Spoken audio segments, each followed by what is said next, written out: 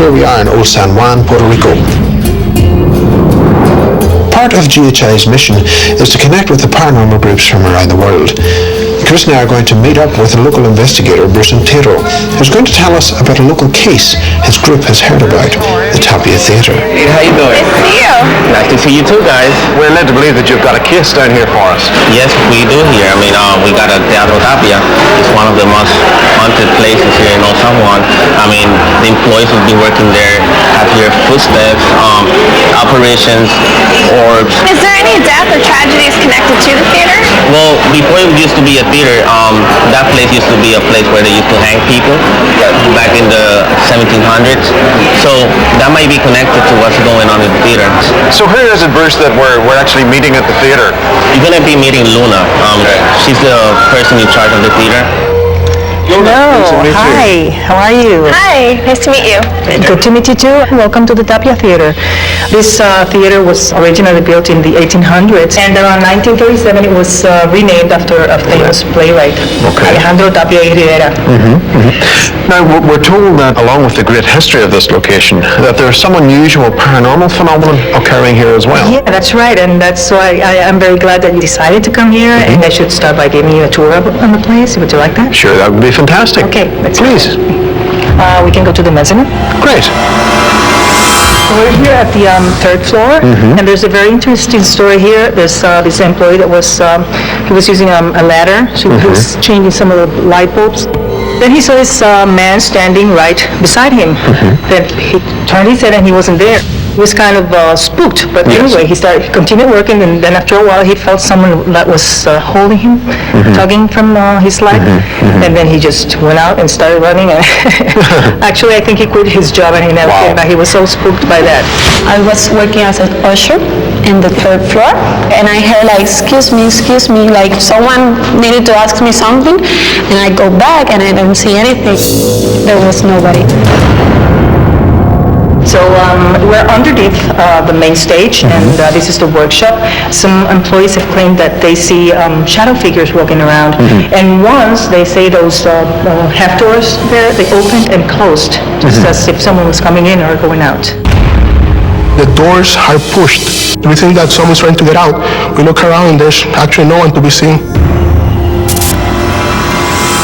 Well, this is the stage, and this is where one of the most interesting stories is developed. They say that there's this lady that was performing, then she fell down and she died. And that ever since that day, they have been hearing people singing in stage and footsteps and everything. They come around and there's no one in stage. Well, we will get started, and we will have you answers in a few days. Great. Great. I love these sorts of locations. They're not huge, but they are very spacious. But it does give us the opportunity to really cover things top to bottom with cameras, and basically run the equipment in a nice enclosed space. Gives us more chance to capture any sort of evidence of the paranormal. Too far, go back, stop. Perfect. I think the biggest challenge for us is just gonna, make sure to try to keep the sound down. It looks like it might only be one or two teams at a time, so we're definitely gonna have to keep in mind that we could be interfering with somebody else's investigation. Okay, so how's the setup going? It's actually ready to go. Good.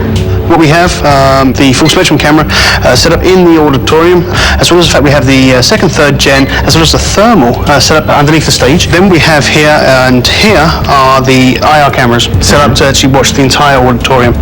And then what we also have is the stage area itself. This is a really, really good coverage of cameras. I'm very, very happy with that. Let's get the lights out and get investigating.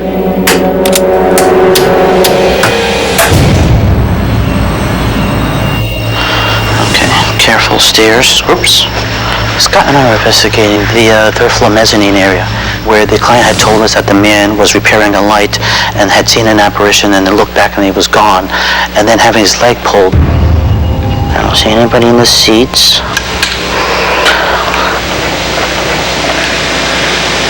Who's that? I don't know. I heard that. I hear somebody. You hear like footsteps? You hearing that? I keep hearing it. It sounds like it's behind you in that area. Yeah, it is. I think it's kind of like right around here. That was 0.7. Is there anybody here? Don't be alarmed. My name is Joe. This is my friend Scott.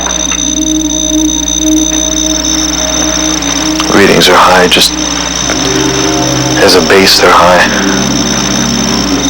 That thing's freaking out.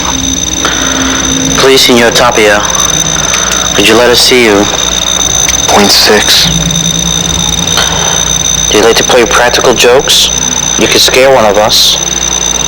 If you scare me enough, I'll probably pee a little. He's gonna EVP in his pants.